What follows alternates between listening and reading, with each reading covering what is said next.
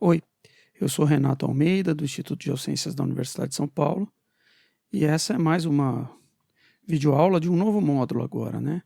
Nosso sistema de videoaulas em Geologia Sedimentar, estamos organizando agora esse módulo, que é Análise de Dados. É um módulo diferente dos outros, não são conceitos teóricos apresentados com base em livros. Isso aqui é um curso para aprender a tratar dados de geologia sedimentar usando os pacotes disponíveis em Python. Então, inicialmente, a gente vai discutir a motivação desse curso, né, qual é a ideia, o público-alvo, introduzir os pacotes de dados em Python, discutir os conceitos iniciais, os tipos de variáveis, o que são os arrays e o que são as listas, como trabalhar com os índices e introduzir os data frames do pacote Pandas, que são as estruturas que a gente usa para substituir as planilhas.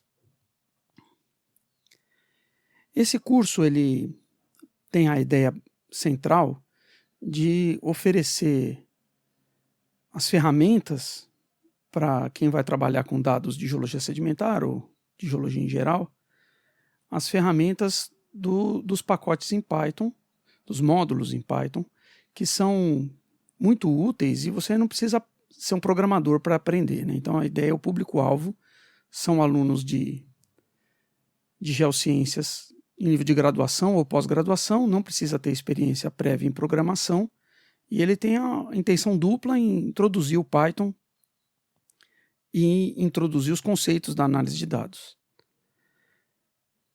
Na geologia sedimentar, todos os outros módulos que a gente assistiu, eles se baseiam muito na discussão conceitual e em modelos conceituais. Isso tem uma importância muito grande, né, em geologia, que é a importância da geologia como forma de se interpretar com base em experiência prévia, num conhecimento vasto de coisas documentadas, se interpretar onde tem ausência de dados. Então, assim, em estratigrafia, por exemplo, a gente usa modelos conceituais para interpretar o que ocorre entre dois poços.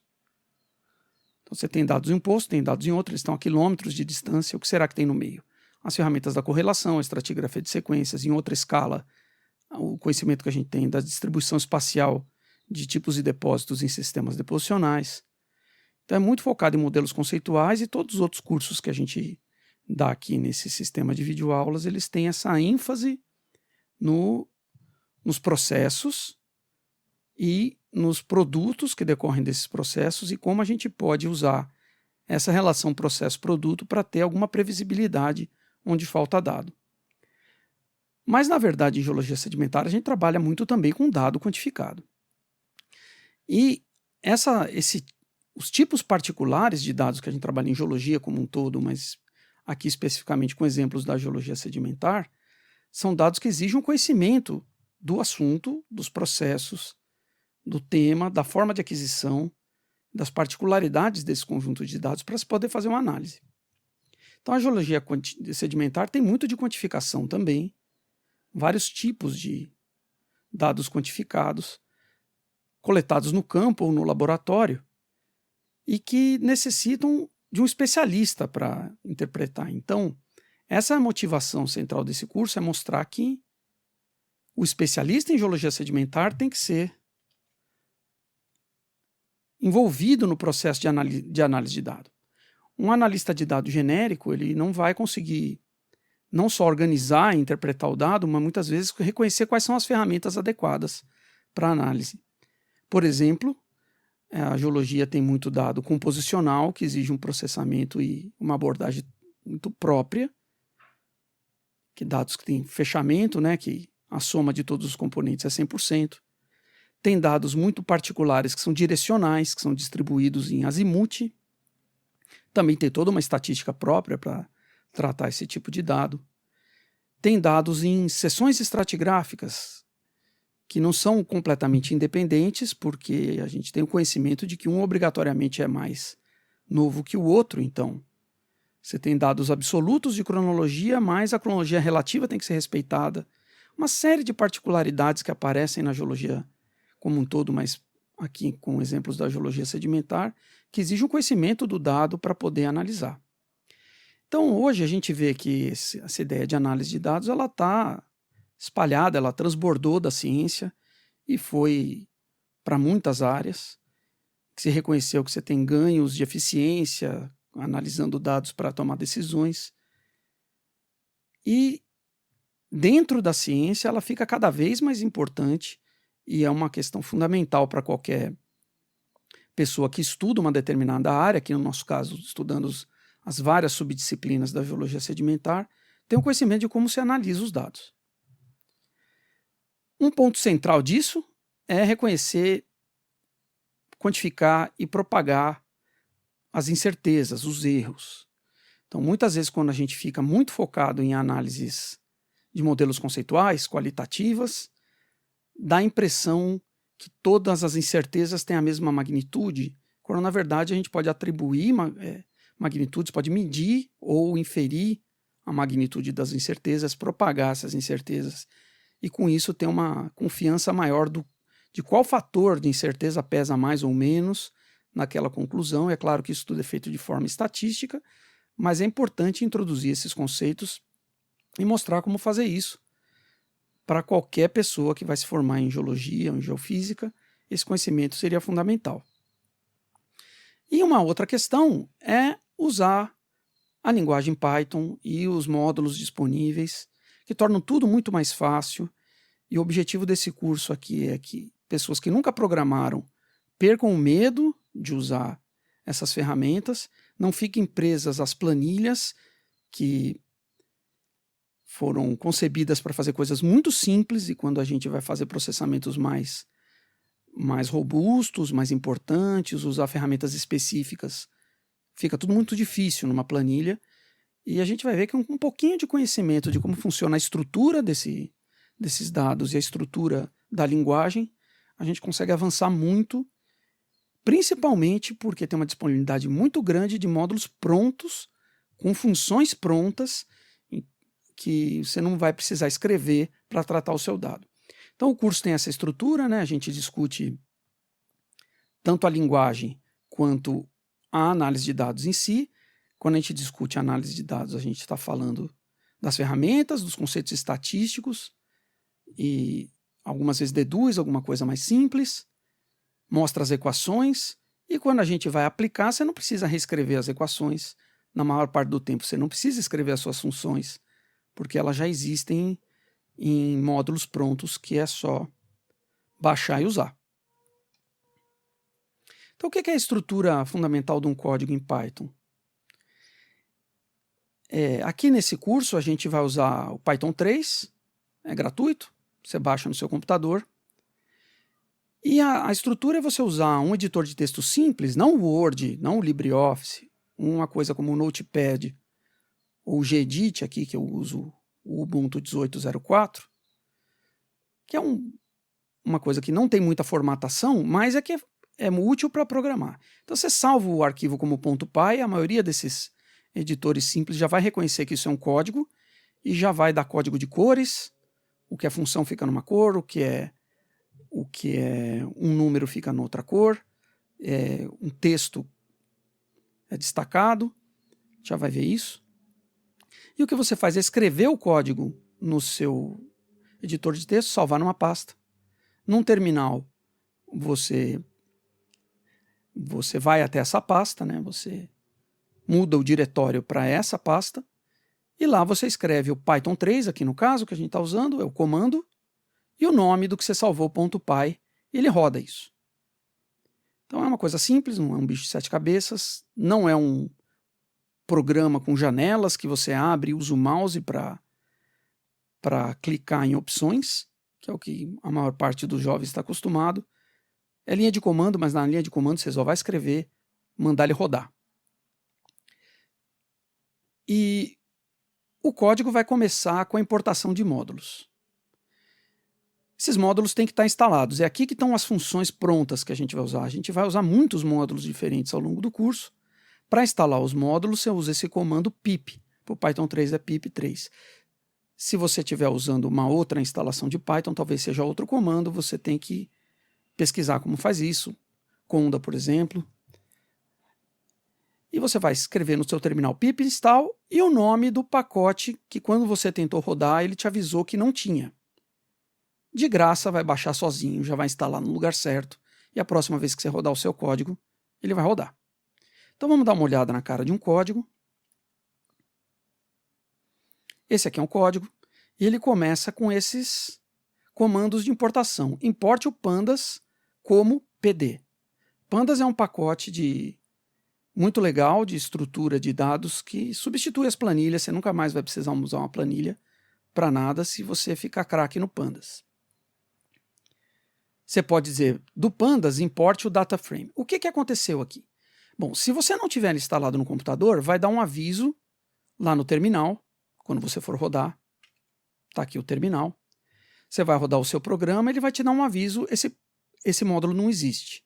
Aí você digita lá pip3, espaço, install com 2 L's, espaço, o nome do que ele disse que não tem, ele vai baixar do repositório de módulos, e aí você passou a ter. Quem está acostumado com software pago, não trabalha muito com software livre, às vezes assusta, que é só baixar. É só baixar. Tudo com a licença gratuita e você pode usar à vontade, sem medo de pegar vírus. Não se preocupe com isso. Então aqui a gente importou o pandas, que já está baixado, como PD. Por que como PD? Um módulo desse tem várias funções. E a gente vai usar, por exemplo, o NumPy, que é um módulo cheio de funções para operações numéricas em Python, foi importado como NP.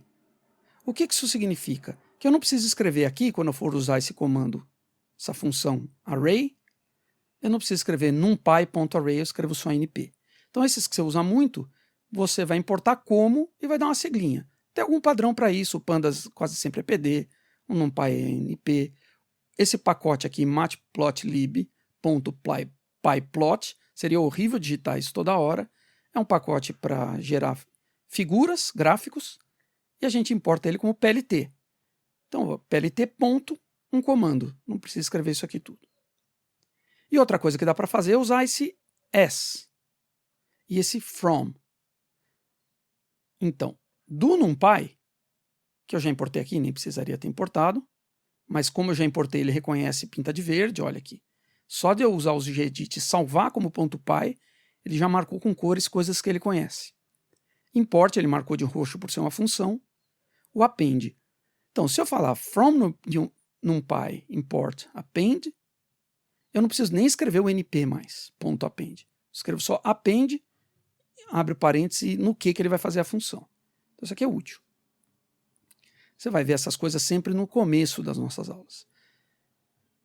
Outra questão interessante que a gente vê aqui é esse hashtagzinho, o joguinho da velha, que significa que tudo que vier depois nessa linha não vai ser interpretado como código quando você compilar. Então você pode escrever o que quiser aqui. É o que a gente chama de um comentário. Então você estrutura, comenta, sempre que você escrever um código, escreve, comenta, diz para que serve, onde você aprendeu. É muito útil, porque depois você vai conseguir entender o código melhor. Mas também serve para quando eu quero rodar uma vez sem usar um determinado comando, eu comento ele. Da próxima vez, eu descomento, ele passou a valer. Reconheceu o print como um comando, pintou de vermelho. O type como outro, pintou de verde. E assim segue. Então essa é a estrutura básica. O que você vai fazer? Importar os pacotes, aprender a usar as funções e rodar no terminal. Rodar no terminal.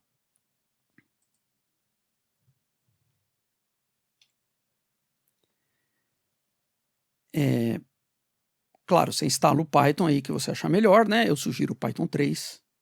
Baixa ele primeiro, não estou ensinando aqui a instalar, né? Depois você instala os pacotes, não precisa instalar tudo antes. Cada vez que você perceber que não tem o pacote, você usa o pip lá e instala ele. Bom, vamos começar a discutir o básico do básico de como é que a gente vai tratar esses dados. Nós vamos tratar basicamente 3 tipos de variáveis. Uma variável categórica, ela pode ser um nome, um texto, né? Pode ser um número, mas o que ela quer dizer é um grupo de coisas. Então, granito é uma variável categórica AF, uma face sedimentar, é uma variável categórica. Para você usar isso como texto no Python, você pode usar essas aspas duplas ou simples. As duas funcionam como texto. Às vezes tem algum problema de incompatibilidade se você escrever no mesmo comando uma com dupla e a outra com simples. Mas, no geral, elas funcionam do mesmo jeito. E para o Python, assim como para muitas linguagens de programação, a gente chama isso de string. String, então, é um texto. Variáveis discretas são números inteiros. Por exemplo, uma contagem é uma variável discreta. Tem 2 desse, 3 daquele. E, na linguagem de programação, isso é um int, é um inteiro. E tem variáveis contínuas, que elas podem ter quantas casas decimais você quiser, podem ser representadas como notação científica, que não vai ser 10 elevado a 12, é simplesmente o número E12, ou o número E-3. Isso é a notação científica para essa linguagem de programação. E esse número, que tem muitas casas decimais, não são infinitas, claro, porque tem problemas numéricos para operar isso, mas tem muitas casas, é um número que a gente chama de float. Então tem 3 tipos de variáveis que a gente vai trabalhar, é sempre importante saber quais delas a gente está usando. Vamos voltar para o nosso código.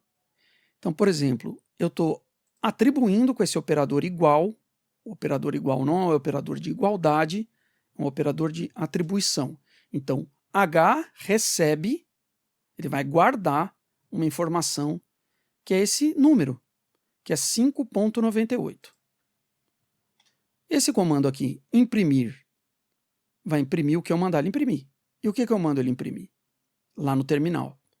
Ele vai imprimir, mostrar no terminal que tipo de variável é o H. Esse comando type faz isso. Então vamos lá no terminal.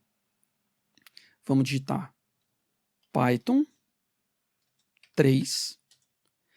E eu já tive que deslocar, né, mudar o diretório para estar no diretório onde está esse código. Então,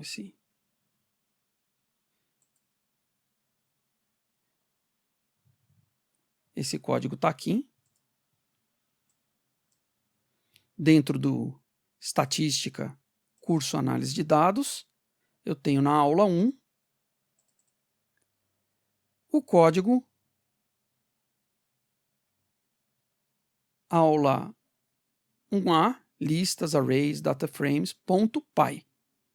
Eu salvei ele lá. Então agora eu estou aqui no meu terminal nesse diretório, então /documentos, /Renato, lá um caminho longo, que eu fiz um CD e escrevi isso. Na verdade eu arrastei daquele programa ali de gerenciamento de arquivos, arrastei para cá, ele veio para esse endereço e eu estou rodando Python nessa pasta onde tem esse arquivo, que é o aula 1, listas, arrays e dataframes. Python, aula 1A, tem uma aula 1B lá também. Se eu digitar aula 1A, só tem ela, que chama aula 1A, dou um tab, ele continua com o nome, dou um enter, ele roda. E o que ele vai rodar? Ele fez todos os comandos que tem embaixo, mas o único que pode aparecer aqui, que não está comentado, é esse print type do H. E qual que é o tipo do H? Ele escreveu aqui, class float.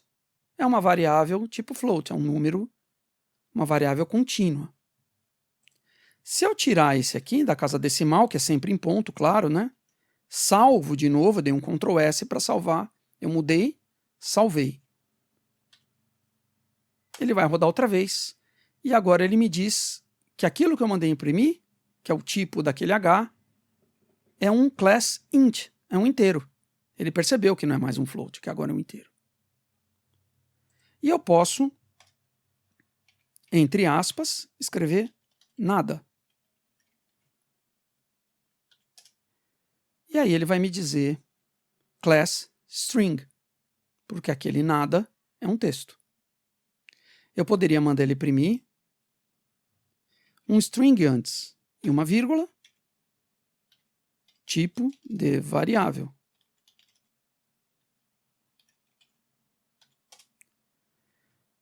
E ele imprimiu o tipo de variável class string. Simples, é assim que roda, não tem nenhum drama. Esse type é útil para muitas coisas, muitas vezes você não sabe que tipo de variável você está usando, é necessário rodar isso.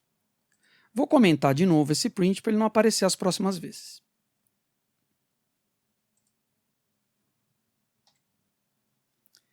Agora, além dos tipos de variáveis, a gente tem tipos de estruturas. Então você tem listas, o A recebe uma lista entre colchetes, que é 1, 3, 5.2, isso é uma lista. Poderia o frutas, ou o A também, receber uma lista que são strings. Você vê que aqui tem inteiro e tem float, então ele vai considerar essa lista aqui, tanto faz, e essa aqui tem string, não faz diferença, entre colchetes. Tem um outro tipo, que é o entre aspas, quando você cria, que é um tuple, que é uma lista que não pode ser mudada. Você não consegue fazer nenhuma operação com ela ou alterar alguma coisa. Então isso aqui é útil quando você tem um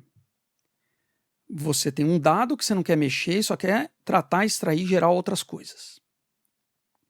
É fixo, não dá para mudar a ordem, não dá para mudar nada do que tem dentro.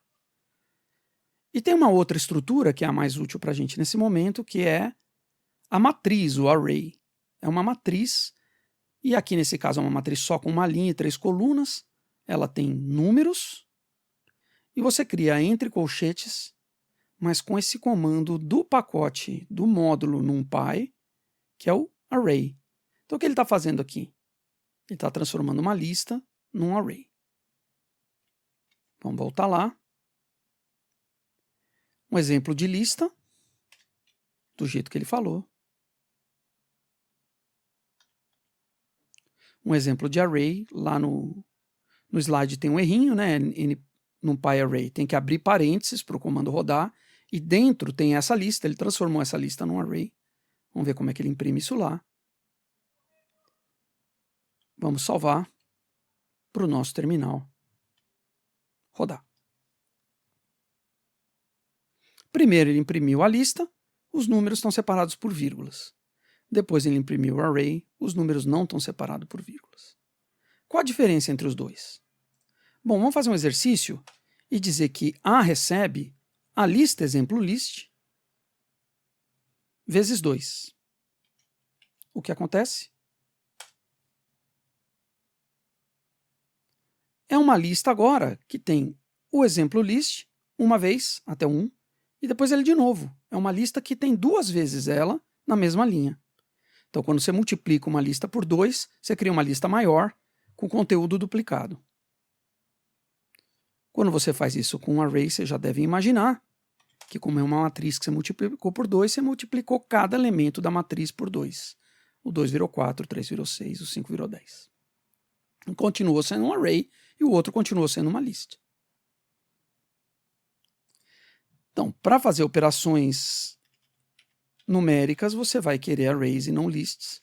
As lists têm muitas utilidades, inclusive essa propriedade de quando você soma ou quando você multiplica, ela junta vários, é muito útil para muitas coisas. Tanto as listas quanto os arrays podem ter mais de uma linha, podem ser bidimensionais ou multidimensionais, né? Podem ter várias direções. Então nós rodamos assim o exemplo list 2, ele é o exemplo list, entre colchetes é uma lista, né?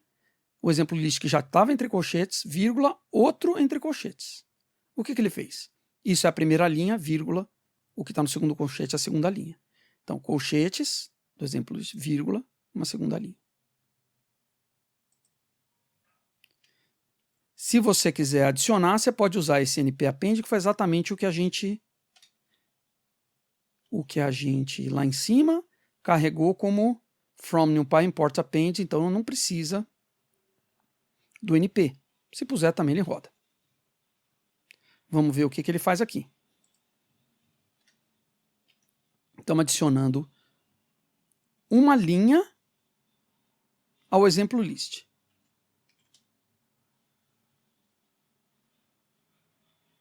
Eu acho que eu não imprimi nada, né? Eu apaguei o P aqui em vez de apagar o comentário.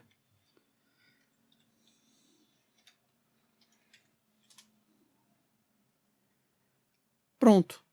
Só que o que aconteceu? Como eu usei um comando do NumPy, append, aconteceu uma mudança sutil. Ele já não é mais uma lista. Ele virou uma matriz. Como eu sei, não tem mais as vírgulas. E o que é? Um colchete. Dentro desse colchete tem um conjunto entre colchetes, que é uma linha. Um conjunto entre colchetes, que é outra. Linhas e colunas. É um array. E você adicionou uma linha com o comando NumPy append. Que eu carreguei só o append, então ele roda assim, se você preferir.